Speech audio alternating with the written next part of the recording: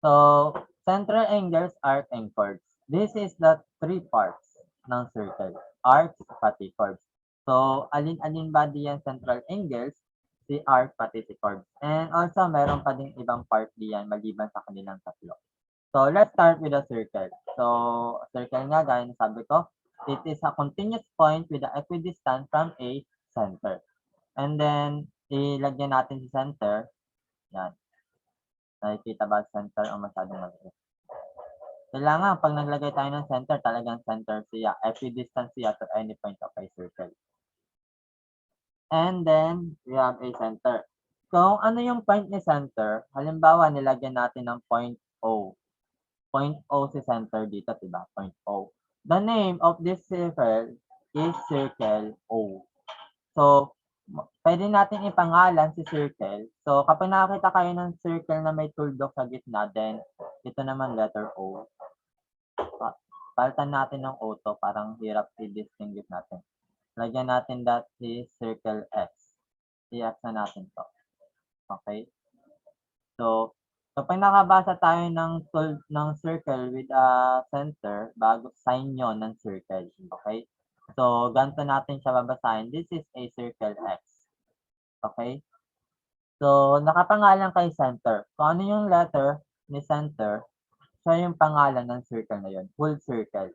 So, nakita natin si center, meron siyang point X, di ba? So, ang circle na to, it was named Circle X. Okay? So, yun yung pangalan ni circle. Then, ang sunod naman, so meron tayo ditong circle. The fixed point niya, yung si X. At yun na din, its center. Then, tinatawag natin to circle X. Okay? So, sunod naman radius. May tinatawag tayong radius. From the center, so radius is a segment having as its endpoint the center and a point on the circle. Any point on the circle, basta nagsimula siyang endpoint niya is isang point ng circle. Halimbawa, ito, isang point ng circle. Then, ang isa pang endpoint is yung center natin. So, mula sa circle, sabi mula sa circle, papunta sa center, so radius ang tawag sa line na to. So, lalagyan natin siya ng pangalan. So, pwede natin ilagay dito. Halimbawa, this is A. So, this radius, itong radius niya. So, meron tayong radius sa circle na ito na radius or segment AX. So, lalagyan natin class, kapag radius, lalagyan natin ng underline sa taas. Okay? Then, pwede natin siya basahin, segment AX. Okay? So, radius siya.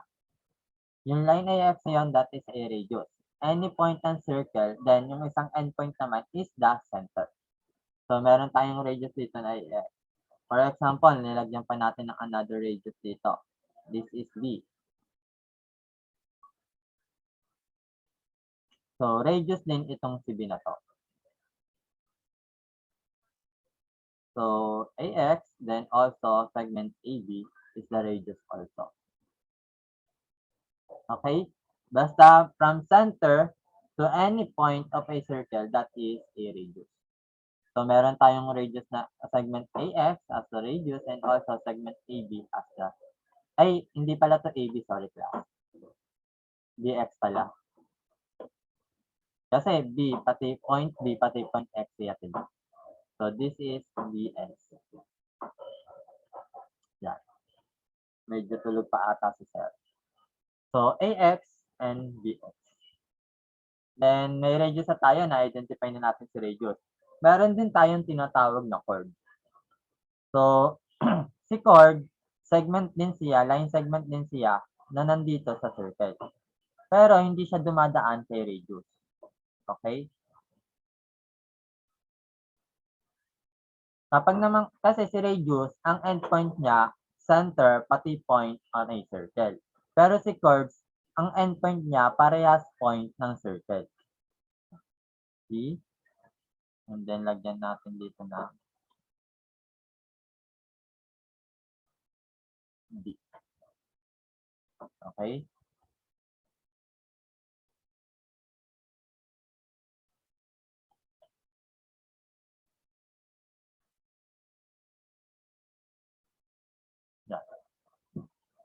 Okay, meron tayong dalawang chord. Si chord BC, or pwede natin ilagay na line segment BC, or segment BC, or di kaya si chord BD. So, malalaman natin na chord siya kapag yung dalawang endpoint niya nag-lies on the point of a circle. Okay?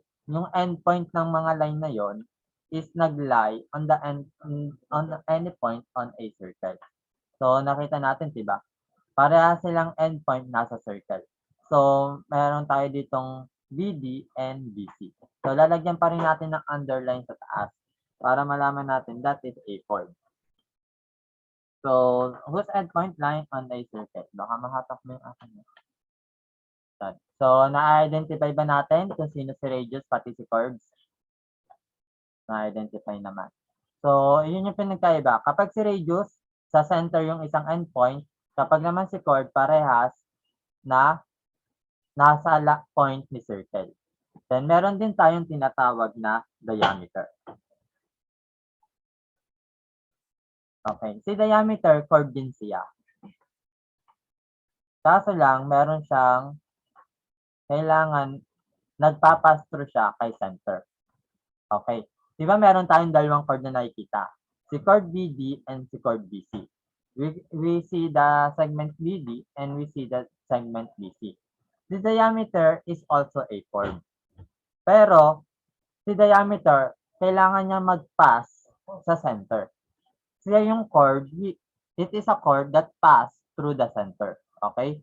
So, sa dalawang chord natin, sino yung chord na nag-pass doon sa center? BD. Yes, BD. So, si BD lang yung nag-pass doon sa center. So, it means si BD is also a diameter. Okay? Si BC, hindi siya diameter. Chord lang si BC kasi hindi siya nag-pass through in the center. Pero si BD, dahil nag-pass through siya sa center, diameter din ang tawag sa kanya. So, what can you say about diameter? Ang diameter, it consists of two radius. Dalawang radius siya, diba? So, ang sukat ni diameter, doble ng radius. Okay? Kung si radius, diba? Ang diameter naman natin, 2 radius. Okay? Kasi si radius, mula sa point ng circle to center, so si diameter naman, from point ng circle to circle, pero nag-pass through siya kay center. Okay. So, iyon si diameter. Si diameter, siya lang yung chord na nagpa-pass through kay center. So, naintindihan natin, we have a circle, a radius, a chord, and a diameter. So, sinong may tanong about sa mga parts na to, basic parts ng circle?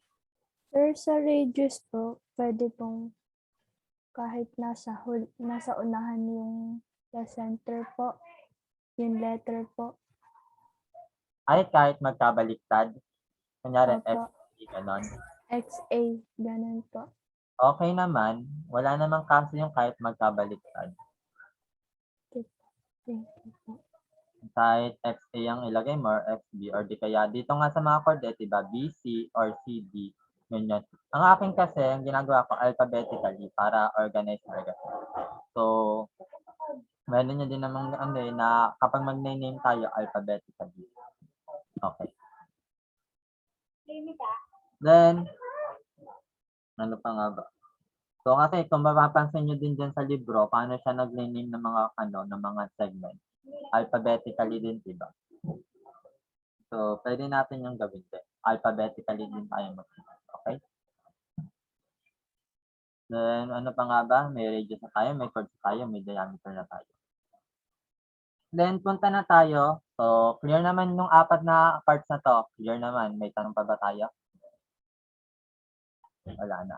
So, punta naman tayo sa central angles pati arc. So, burahin ko na ito. Ito na din yung gamitin natin example. Dito sa radius, nadagdagan tayo ng isang radius, di ba? So, kung meron tayong AX, meron din tayong BX, meron din tayong DX, di ba? dx.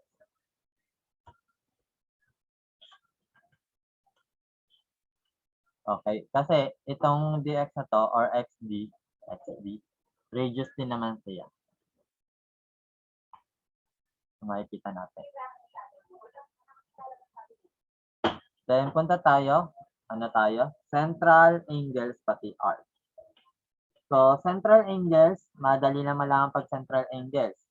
Ang meron tayong central angles of a circle is an angle whose vertex is the center of the circle. Pag sinabi natin vertex, ibig sabihin angle yon, okay? So, halimbawa, itong side na to, yan, angle. Vertex, ito yung vertex niya. Kapag ang vertex natin is nandito sa center, central angle ang tawag sa kanya.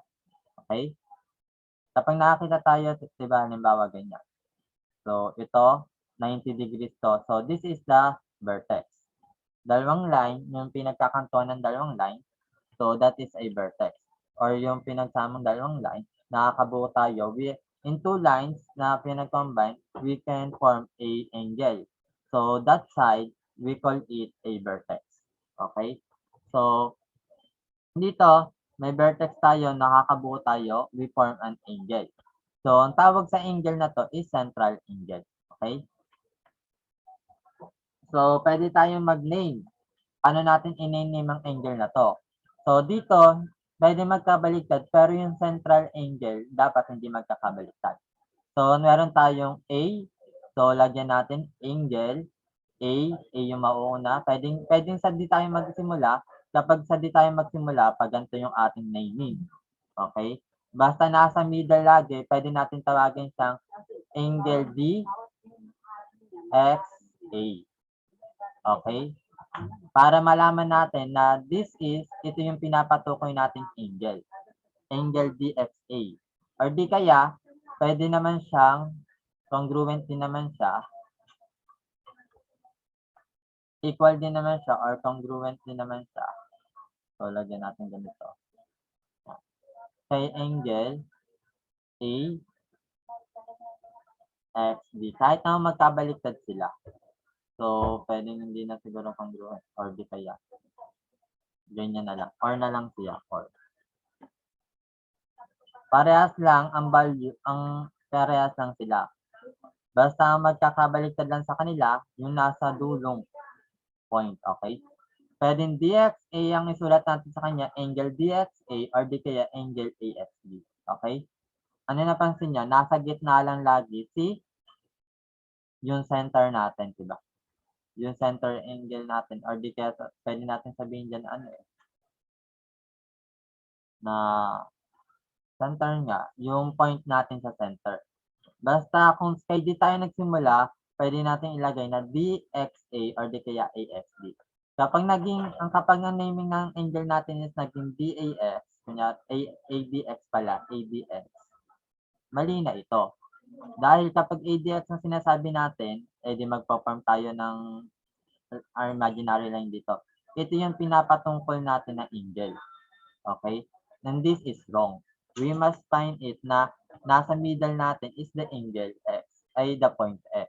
Para mapatungkol natin or matukoy natin or we are pertaining for the angle that written. Okay? That this is angle X. Okay. So meron pa tayo hindi lang si angle DXA or AXD ang central angle natin. So this is a central angle.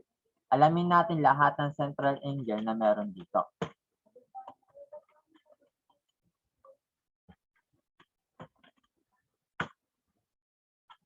So, ano-ano pa kayang central angle na meron dito? Masasabi ba natin? So, itong side na to, angle din ito, diba? Kasi vertex din yon. Kung naging angle din yung side na yon, ano kayang ipapangalan natin sa angle na yon? AXB. Yes, AXB. We can name it AXB. Pwedeng ding BXA or BXA, diba? Angle AXB or angle BXA. Parehas lang yon. Depende kung saan point tayo nag-start. How about this one? This is also a angle. Angle din yan, diba? So, ano naman magiging pangalan ng central angle natin na iyon? DXB. DXB. Okay? DXB. Actually, ito right angle na to. So, mamaya na malalaman natin. Or di kaya DXB. Okay? So, ganyan yung ating mga central angles. And then also, meron din tayong arc. Ito naman sa arc ang maganda. Ang arc, dito naman yon sa circumference ng circle natin. Dito, sa mga circle natin. Okay? Yun naman yung arc. Altan ko na ang arc. Altan ko ng color. Yan. Okay. So, ito, simula tayo kay DXA. Diba? Para tapat-tapat na lang tayo. Angle DXA, ano yung katapat na arc ni angle DXA? Itong arc na ito, diba? Yan. Sa central angle, may katapat din siyang arc. Imposibleng wala siyang katapat na arc. Yung angle natin ng DXA, meron siyang katapat na arc. And then, pwede natin tawagin ng arc na yun na arc AB. So, lalagyan lang natin ng ganito arc sign doon sa taas ng 2 point. Yung 2 point lang yung ating pwedeng ilagay, diba? So, katapat ni DXA is si arc AB. So, pwede natin ilagay na arc AB ito. Okay? Yan. So, yung katapat. Kapag central angle, alamin lang naman natin diba? Nagkaroon tayo ng angle dito. So, kita natin, itong line na ito, so ito yung angle natin na line. So, ang pertaining arc niya, ito lang side na ito. Yun lang yung arc na sa niya. So, that arc, we can name it as arc AB. Kasi yun lang yung 2 points ng ating arc. So, we can name it arc AB. So, kay angle ASB naman, ano kayang pangalan ng arc ni angle ASB?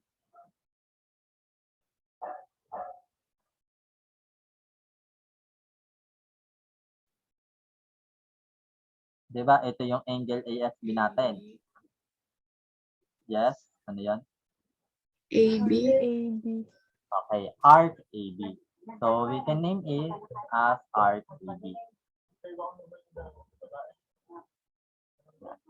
Lagyan natin ng ganon. Para malaman natin na that is an arc AB. Then,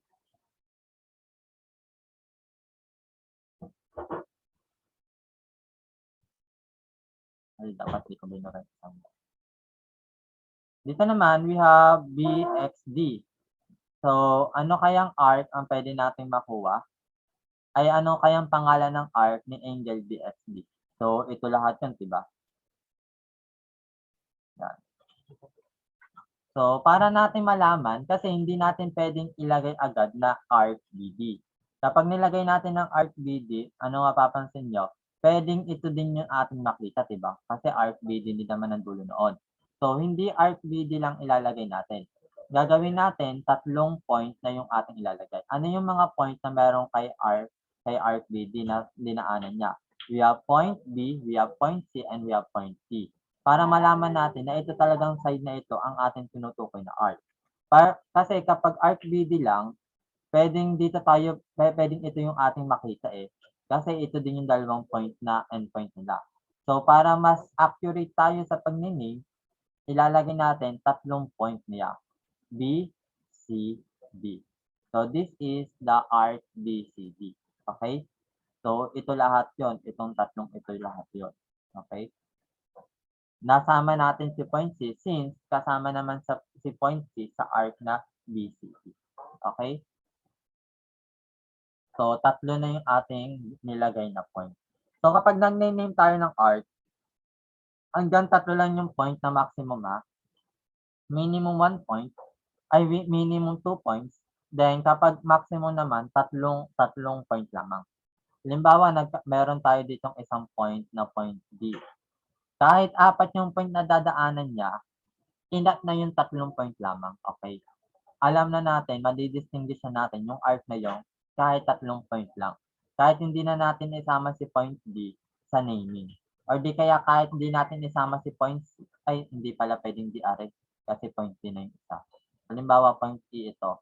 Kahit hindi na natin isama si point C sa naming, so tanggalin ko si point C, then paltang ko siya ng point E, so arc bed, arc BED.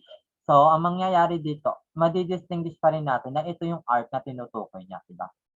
So, hanggang 3 points lang tayo when naming ang arc, okay? So, alam natin ay yun pa rin yung arc na tinutukoy natin, okay? So, sa arc naman yun. Dito, itong arc na ito, kasi arc siya ng diameter, diba? Ang arc ng diameter, it was also called semicircle. Bakit kaya naging semicircle ang arc ng diameter? Do you think? Half po ng circle. Yes, half ng circle. Kasi ang diameter, diba nagpapastor siya sa center. So, lahat ng diameter, hinahati niya, it makes the circle halves. Okay? Parang pangit ang construction. It makes the circle divided into 2 equal parts. Okay? That is the diameter. Okay? Every diameter, any diameter, it makes the circle divide into equal parts. Okay? So, lahat ng diameter yon. So, it means, kung na-divide ni diameter, if diameter can divide the circle into equal parts, it means its arcs also divided into 2 equal parts. Diba?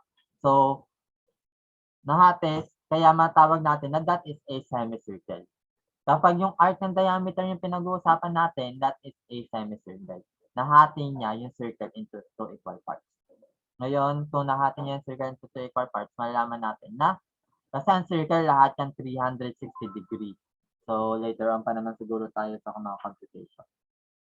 Ay, meron na din pala dito ang computation. So, that's good. Yan.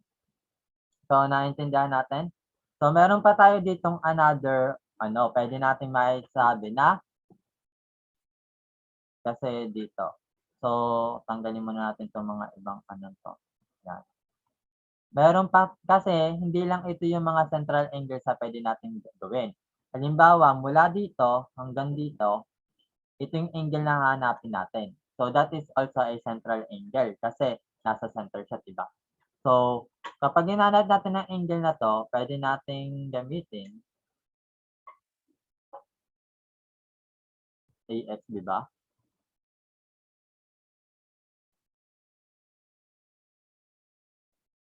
Kasi outer siya diba? So, pinagsamang angle na ito.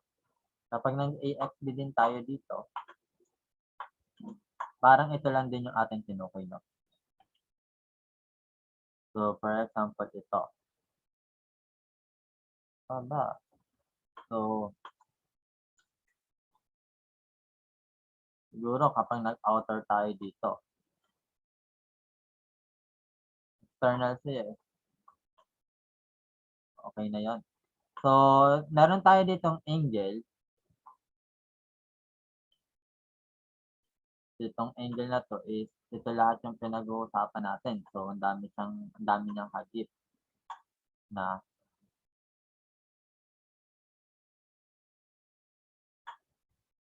ang dami siyang hagip na points.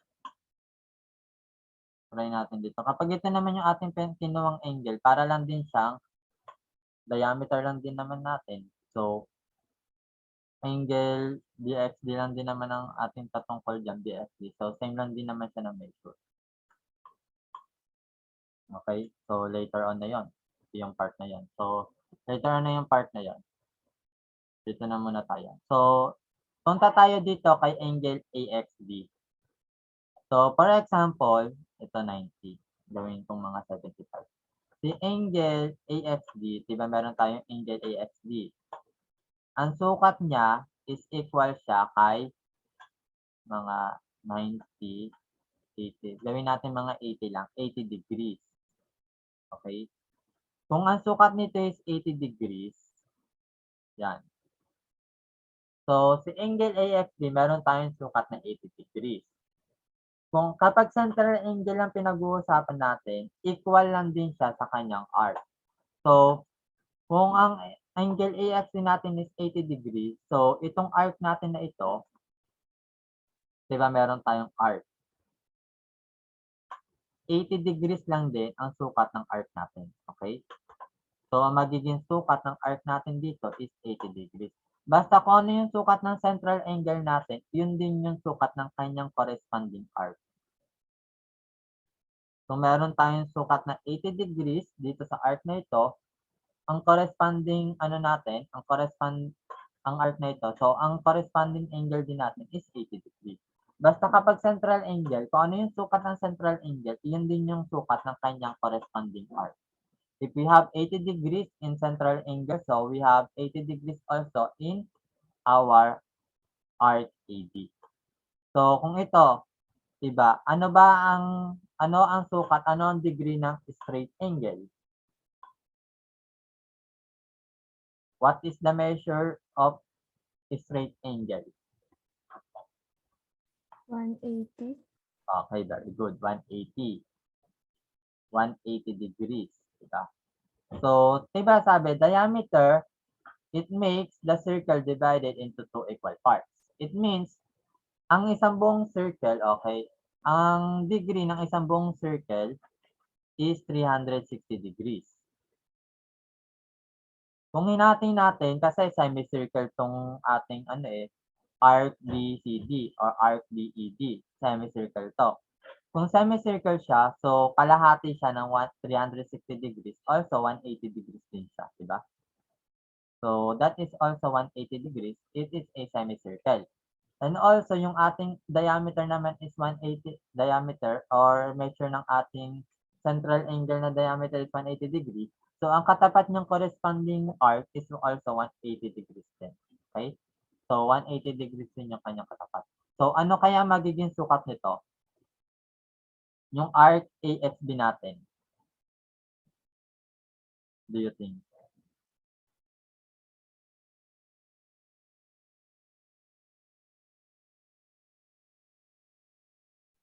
$100. 100. So, very good. So, magiging 100 lang siya.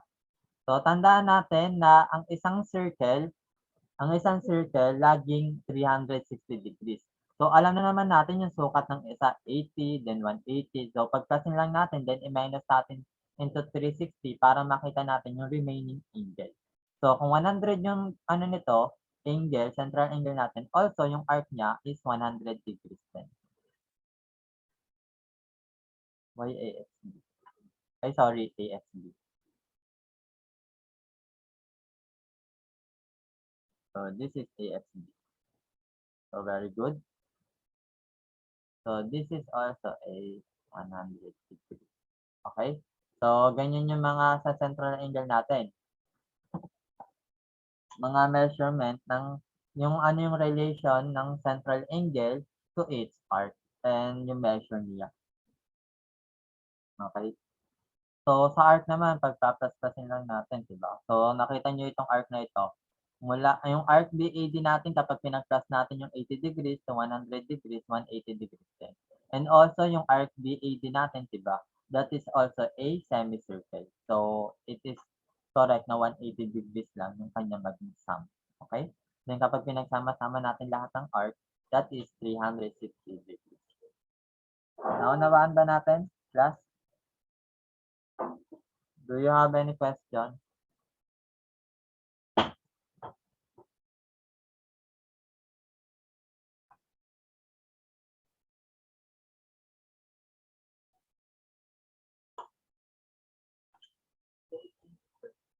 So, meron tayo ditong minor arc pati major arc. Kapag minor arc, nakalagay dito, ang minor arc is an arc which is smaller than a semicircle. So, kapag ang arc natin is smaller than semicircle, for example, arc AD natin, diba? We have arc AD. So, arc AD, dahil smaller siya sa semicircle, that is a minor arc. Okay? So, arc AD is minor arc yon. Ang major arc naman, malalaman natin ang major arc natin kapag greater than 180 degree. Okay? Paano sir kapag exactly 180 degree? If the arc is exactly 180 degree, that is a semicircle. Okay? So, parang semicircle yung ating basihan, di ba? Kapag smaller than semicircle, that is minor arc. Kapag bigger or greater than semicircle, that is major arc. So, for example, we have here arc ADB. ABD na lang, ABD. So, do you think, what is arc ABD? Minor arc, semicircle, or major arc?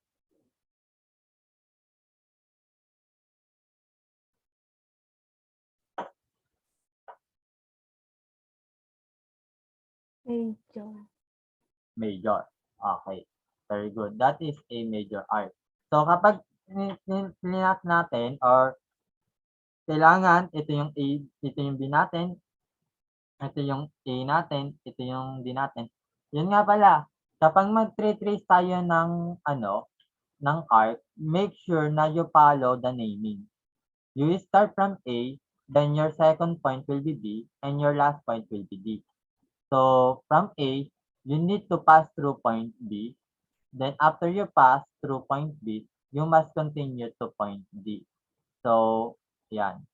And it must be in one direction. If you do it counterclockwise, so do it counterclockwise. Kung clockwise naman, edi clockwise na. Since ng point A to B is from, ano ba yon? Counterclockwise. Clockwise lang siya, diba? Yon. Then, start tayo from A, then proceed to pass to point B, then the last is point D. Okay? Hindi tayo pagka-A natin is babalik tayo dito para mag-pass through sa point B. So, that is wrong. Bawal mo nang balikan yung nadaanan mo na. Okay? Yung arc na nadaanan mo na, bawal mo nang balikan, kundi kailangan mag-continue, dire-diretso lang tayo. Okay? So, this will be the arc ABD. And that is a major arc. Kasi that is greater than semicircle. Okay? It is clear?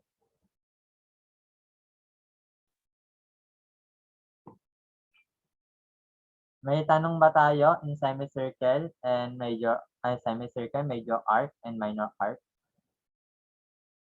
So, doesn't have. Okay. So, save ko muna to. Ano pa nga bang mga part ang hindi ko nasasabi? So, may major arc na tayo, minor arc. Then, nasabi ko ng 360 degree lahat ng circle. Lahat ng circle, 360 degree. Semicircle, nasabi ko na din. So, I think, yan na yung mga kailangan nyo malamang part. Basic part.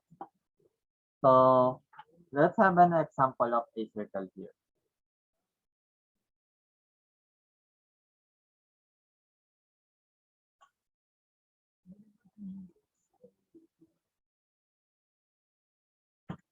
Point na lang.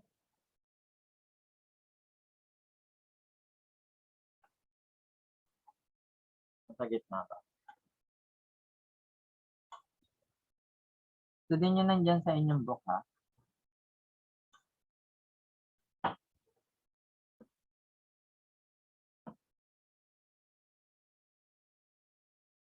So, 55.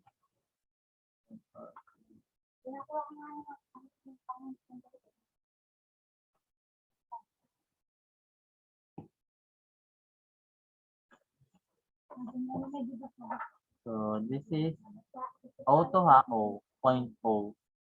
Center of our circle. That is point O. Then we have here point E. Point A. Point B. Ano naman?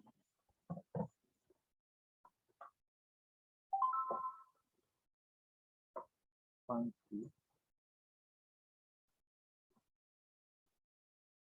Yan. This is E. Masyado siyang makapal.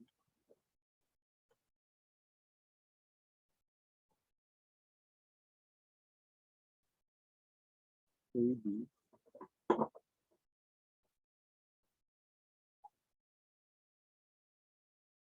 AB. This arc is 100 degrees. This arc is 55 degrees. Siguro nakikita na natin. Yan. So, ano sabi? We have a circle O. Then, line AD is a diameter. So, nakikita natin yung line AD or segment AD. Diameter yung segment AD. So, we have a semicircle na din dito. Then, determine by looking if each other arc below is a semicircle, minor arc, or major arc. Then, find each measure. So, tingnan natin ang bawat arc kung semicircle ba siya or semicircle or major arc or sabihin natin minor, major, or semicircle. Then, alamin natin kung anong measure. Ang number 1 is arc AB. Diba? So, sa arc AB, ito lang yung arc AB natin, diba? So, this is, do you think what is this? Semicircle, minor arc, or major arc? So, maliit lang siya, diba? This will be minor arc lang naman to. Yung arc AB natin, that is a minor arc. Then, malalaman natin ang kanyang degree. So, kita naman natin yung degree niya. That is, yung angle niya pala, yung angle ng BOA. So, that is 55 degrees. So, malalaman natin na 55 degrees din yung ating arc AB. So, this is a 55 degrees. Ayan, diba? So, meron din tayong number 2. ABC. Kapag trinase natin si ABC, arc ABC pala, hindi angle, arc ABC. So, mula dito hanggang dito, ang arc niya. Okay? Kasi, kailangan susundin natin yung pattern ng ABC. So, we're going to find the arc from point A, B, and C. And ito yung ating nakuwang arc. So, lahat ng arc na ito, nakita natin, maliit pa rin siya sa semicircle natin, diba? So, it is less than our semicircle. So, minor arc pa rin naman siya. This is a minor arc pa rin. At kung bibilangin natin, so, let's count. So, given naman yung ating degrees, diba? Meron tayong 100 degree and 55 degree. Pagsamahin lang natin yung para malaman natin yung arc, yung measure ng arc ni ABD. 100 plus 55, so magiging 155 degrees lang siya. Okay? Then sa number 3, we have here AED. Arc AED. Kapag arc AED, nandito si point E natin, diba? So, kailangan yung arc natin magpapass through point E. At dito natin yung magagawa. Pagkapas kay point E, diretso kay point D. So, this whole arc, ito yung whole arc natin, which is semicircle siya. So, arc AED is a semicircle. So, hindi natin siya i-name as major or minor, kundi semicircle din siya. Okay? Semi. It was pronounced as semi, diba? Pero sanay akong semi. Basta nagkakaintindihan tayo kung anong pronounce na semi o semi. Then we have a semicircle. At ang kanya measure, understood naman, kapag ang arc is a semicircle or semicircle, that is a 180 degrees. Hindi lang naman ito, diba? I think kaya nyo nang sagutan yung yung match problem na nandoon sa baba. Okay. So, I think di ko na kailangan continuous pa to. For example, we have ACD. Arc ACD. Di yan sa book, CDA, diba?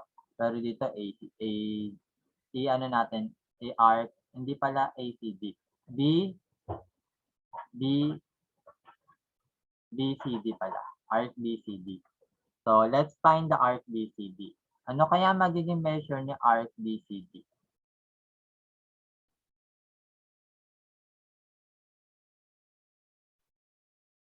what is the measure of the arc BCD? Minor 125. 125. So, very good. That is 125 degrees. So, kung pagka-plus-plusin natin lahat ng ito, makakabuo tayo ng semicircle, diba? And that is a 180. So, yung 155, i-minus na natin kay 180, 25 yung matitira. So, it means, ang measure nito is 25 degrees. Pagplasin natin yung 100 to 25, that is 125. So, kung ang angle niya is 125, also, ang arc niya is also 125. At kung 125 siya, that is also a minor arc. Kasi hindi naman siya lumampas. Minor arc pa rin siya. Mas maganda pala muna kung kukumputin natin yung degrees. Para mas madali natin malaman kung minor arc pa siya or major arc. So, that is, so, naiintindihan, do you understand? Okay. So, on the book,